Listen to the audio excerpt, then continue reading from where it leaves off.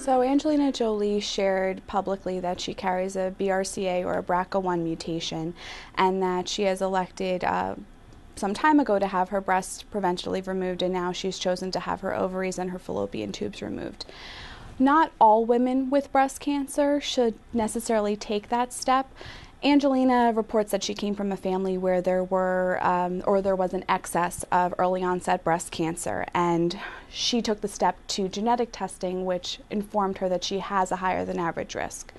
Women who are diagnosed with breast cancer at an early age or have a strong family history of the disease, especially at an early age, should really consider the option of genetic testing and genetic counseling along with that to see if they might have similar level of risk and might need one day to consider those preventative surgeries.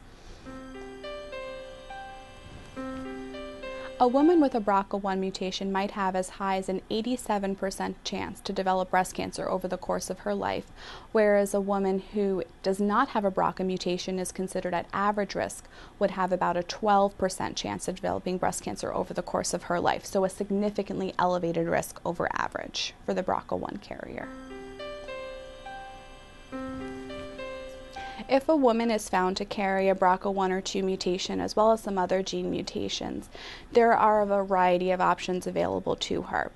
The idea is to figure out through the genetic mutation which organs or areas of the body are at risk, and then to determine are those areas of the body that we can reliably, safely screen and be able to identify cancers there at an early stage, or do we need to consider removal of those organs in order to prevent the cancer because we can't reliably detect cancers there at an early stage? With breast cancer, thankfully, we have wonderful surveillance. We have mammograms, we have sonograms, we have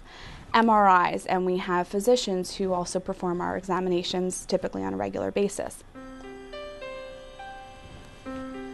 If a man or woman is recommended by their doctor or has questions about genetic testing for themselves, step one is to consult with their treating physicians, whether that's a primary care doctor, an oncologist, gynecologist, whomever takes care of that person, and to say, I have concerns, and here they are, and request to speak with a genetics professional.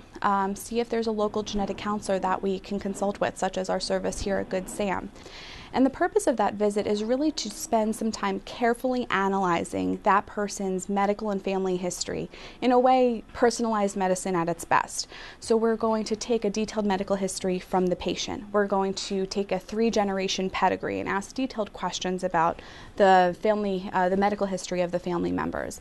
And then we're going to review and discuss and educate that patient about the differences in hereditary cancer syndromes and which ones fit their family and medical history most closely,